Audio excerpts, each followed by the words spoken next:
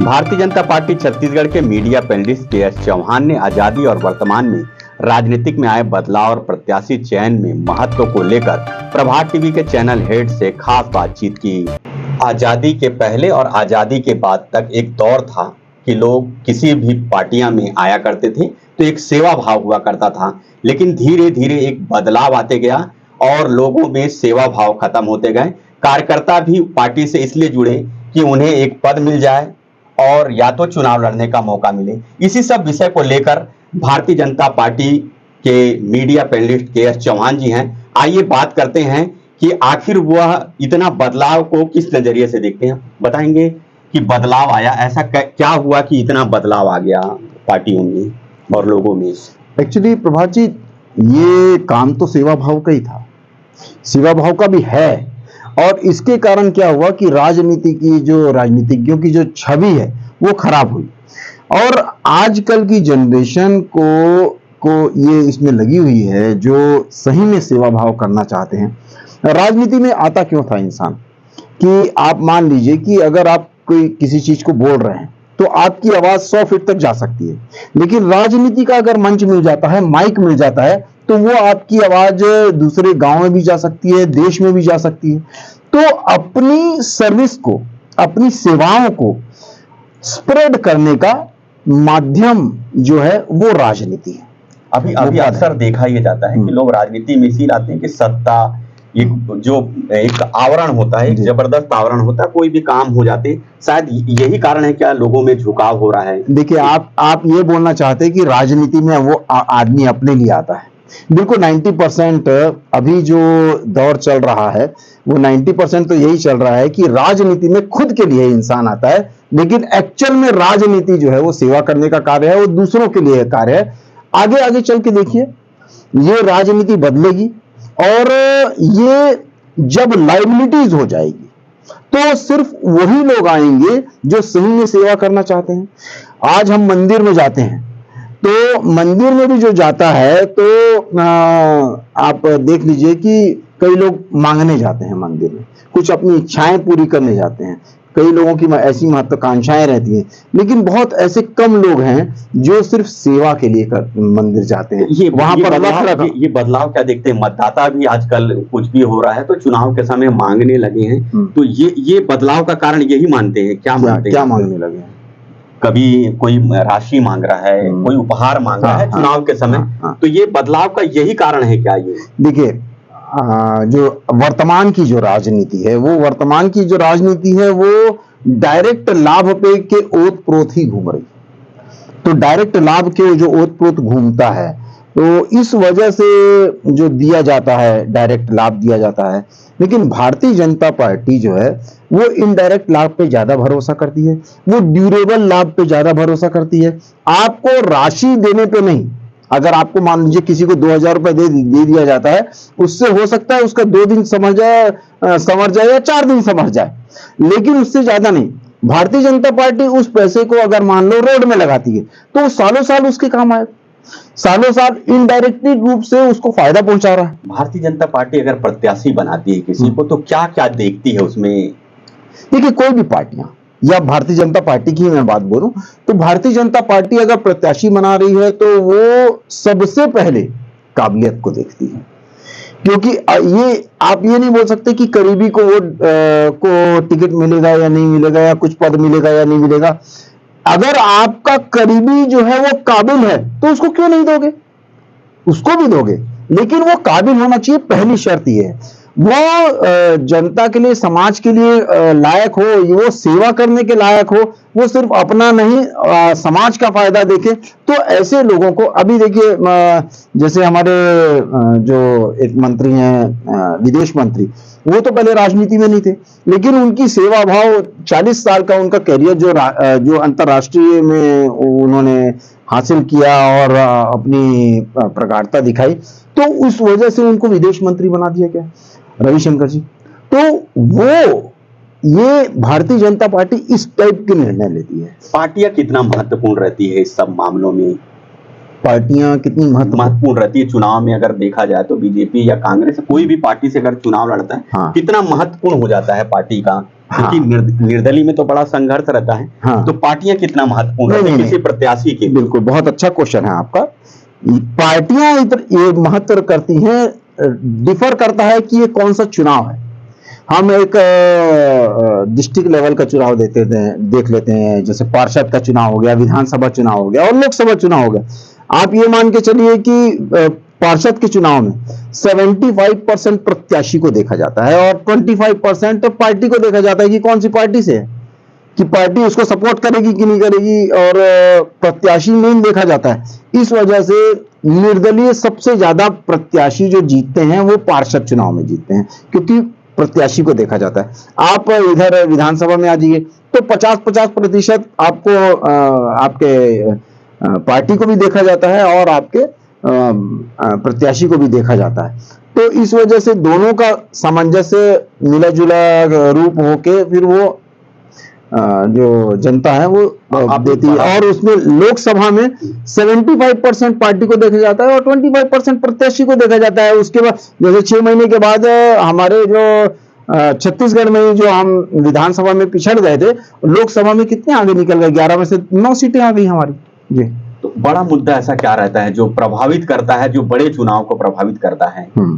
बड़े मुद्दे देखिए, देश काल और परिस्थिति के हिसाब से सभी मुद्दे अलग अलग रहते हैं, लेकिन मुद्दे जो रहते हैं वो आजकल की जनता बहुत ज्यादा समझदार है।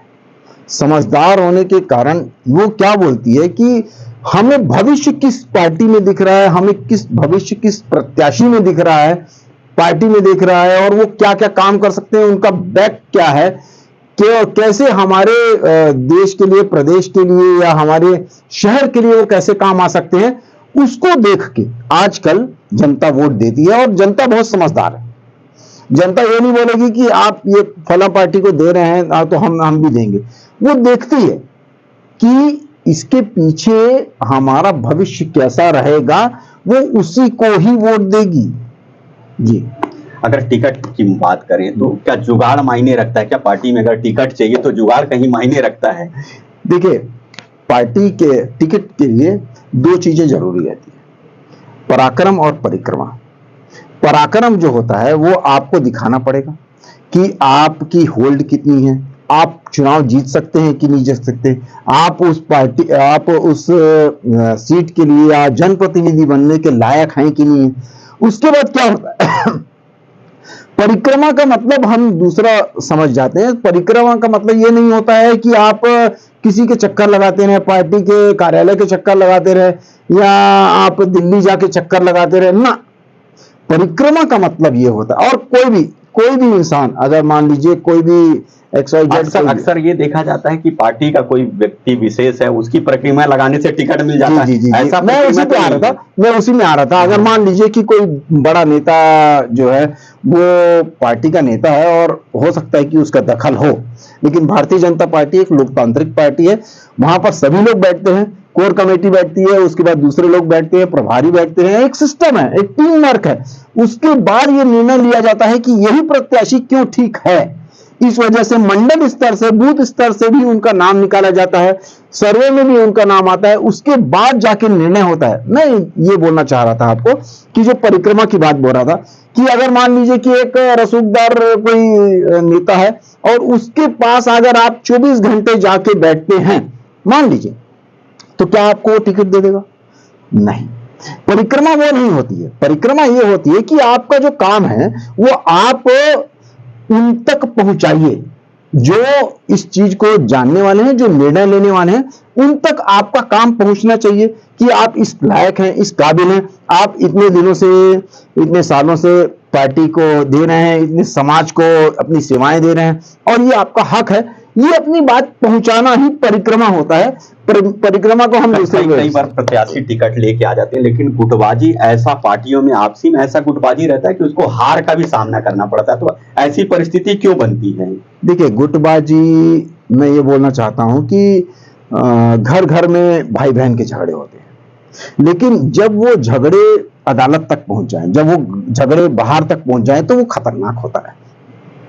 उसका खामियाजा पूरे घर को भुगतना पड़ता है। लेकिन अगर घर की लड़ाई जो होती है वो घर में होती है और घर घर में भाई बहनों में लड़ाई होती है, प्रेम भी रहता है, वो प्रेम भी रहता है। लेकिन अगर बाहर की जो चीजें हैं तो हम लोग को मिलके उसका सामना करना चाहिए, जैसे भारतीय जनता पार्टी करती है। जैसे आईपीएल हम लोग आपस में लड़ते हैं मान लीजिए, लेकिन जब देश से लड़ने की बात आती है तो हम दूसरे देश से लड़ने की बात आती है तो हम पूरे एक साथ मिलजुल के लड़ते हैं। और गुटबाजी से, मैं एक बात बता दूं, गुटबाजी से चुनाव नहीं हारा जाता।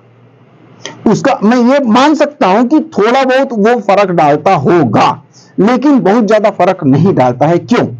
क्योंकि आप अगर जनता जो है बहुत समझदार है। आज 79% के ऊपर हम साक्षर हो गए हैं पूरे हिंदुस्तान में। तो आप क्या समझते हैं कि ये कोई फला आदमी ये नहीं समझता होगा कि ये बुराई क्यों कर रहा है, क्योंकि ये भी टिकट की दौड़ में था, ये भी जनप्रतिनिधि बनना चाह रहा था। तो उसको ये देखती है, उसकी बात सुनती है, लेकिन उसकी बात मानना ना मानना ये जनता के ऊपर रहता है। ऐसे में तो गुटबाजी अगर 100 लोग टिकट की दौड़ में रहते हैं, लेकिन एक जन को मिल जाती है तो वो प्रत्याशी जीत के क्यों आ जाता है। इसका मतलब ये है कि जनता जो है वो समझदार है, और जनता को खुद के स्वयं के विवेक के हिसाब से ही निर्णय लेना चाहिए। किसी भी अगर ये कोई कुछ कह रहा है तो उसको ब्लाइंड फेथ नहीं करना चाहिए, और ब्लाइंड फेथ करती भी नहीं है आजकल की जनता।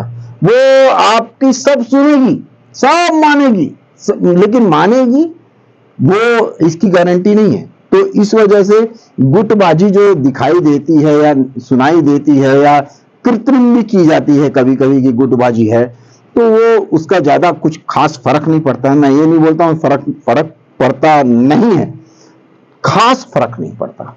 एक अंतिम सवाल है, आप इतना आप तैयारी कर रहे हैं, चुनाव लड़ने की तैयारी है कि पार्टी को जिताने के लिए आप इतना मेहनत कर रहे हैं जो अभी लगातार, क्योंकि मीडिया में आप लंबे समय तक बने हुए हैं और कई डिबेट में भी शामिल होते हैं, तो पार्टी में जो काम कर रहे हैं उसका कितना पार्टी को लाभ मिलेगा कि आप टिकट के लिए ये सब जो चल रही है मारामारी?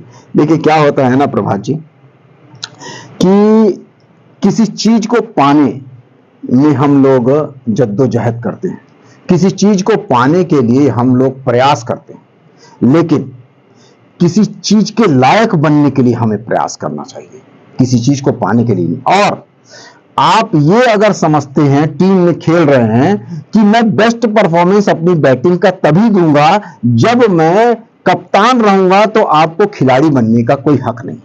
आपको जो बैट्समैन का या बॉलर का या कीपिंग का जो आपको दिया गया है और तो दायित्व दिया गया है, आप उस चीज में कंसंट्रेट करें और उस चीज को बहुत अच्छे से करें, क्योंकि जीत आपकी तभी होगी जब आपकी टीम जीतती है।